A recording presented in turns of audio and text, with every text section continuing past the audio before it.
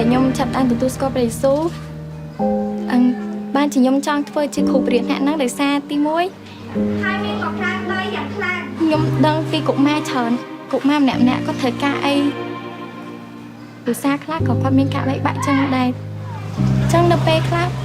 គាត់ថាគាត់ត្រូវការក្តីស្រឡាញ់ពីយើងចឹងក្នុងនាមយើងជាគ្រូយើងក៏អាចផ្ដល់ក្តីស្រឡាញ់ឲ្យគាត់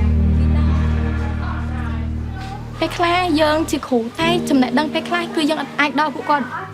សម្រាប់ដោះស្រាយបញ្ហាចាអញ្ចឹងនៅពេលដែលខ្ញុំរៀងនៅល្មមដែរគឺខ្ញុំទទួលបានប្រអប់កដោចានៅក្នុងថ្ងៃនេះខ្ញុំចងចាំនឹងបានលើអំពីព្រះយេស៊ូវអំពីសេចក្តីស្រឡាញ់របស់ខ្ញុំចង់ឃើញមនុស្សទាំងអស់ហ្នឹងទទួលបានសេចក្តីស្រឡាញ់ពីព្រះជាម្ចាស់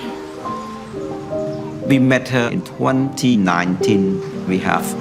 outreach event and then discipleship class. And we asked, what is your dream in the future? She simply answered to us, she wanted to be the evangelist, to preach the gospel to the people. If you are faithful to the Lord and try to learn about Him, He has a good plan for you. Then we sent her to the training to become a discipleship teacher. ចាពេលដែលខ្ញុំចាប់តាមចេញព្រានពួកគាត់ដំបូងហ្នឹងគឺប្រវត្តិដូចថារៀបចំពួកគាត់កុំឲ្យពួកគាត់មាត់លោឡាហើយញ៉ៃហើយនៅហើយយើងមានអារម្មណ៍ថាភ័យនៅពីមុនខ្ញុំអត់សូវចូលចិត្តក្មេងមែននៅពេលតែនៅពេលដែលបាក់ហ្នឹងគឺខ្ញុំចាប់តាមអធិដ្ឋានភ្លាមគឺខ្ញុំព្យាយាមរកកន្លែងប្រចាំទៅកាន់ទ្រង់ពីប៉ះពាល់ចិត្តដល់ខ្ញុំដូចជាពីមុនខ្ញុំចូលខឹងតែឥឡូវនៅពេលដែលខ្ញុំចាប់តាមខឹងណាគេម្នាក់គឺខ្ញុំអធិដ្ឋានទៅកាន់ព្រះចាព្រះអង្គបានផ្លាស់ប្រែខ្ញុំដូចជាថាពីមុននឹងឥឡូវវាផ្សេងពេលនេះខ្ញុំអាចបង្ហាញសេចក្តីស្រឡាញ់ដល់ពួកគាត់ខ្ញុំដឹងថាចាពេលខ្លះទៀតក៏គាត់អត់សូវបានយកចិត្តទុកដាក់ពីឪពុកម្ដាយដែរភាគច្រើនខ្ញុំឃើញឪពុកម្ដាយគាត់តែងតែផឹកស្រាឬក៏ពេលខ្លះចឹងគាត់ប្រើអំពើហិង្សាគេគ្រាន់តែនិយាយថាចាទៅជឿអីពួកយេស៊ូវពួកអីចឹងThey say no Jesus here,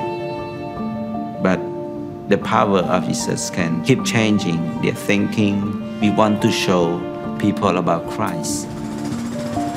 We want them to accept Christ as the gift. ខ្ញុំអាចឡើងព្រានគាត់អាចប្រាប់ពួកគាត់អំពីព្រះយេស៊ូវចឹងគឺយើងបានព្រានអប់រំគាត់តាក់ទងទៅនឹងព្រះគម្ពីរគាត់ក៏ចាប់ដើមយល់ហើយបើកចិត្ត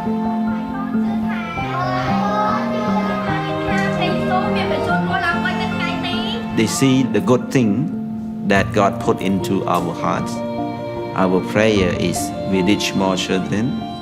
Our prayer is more children become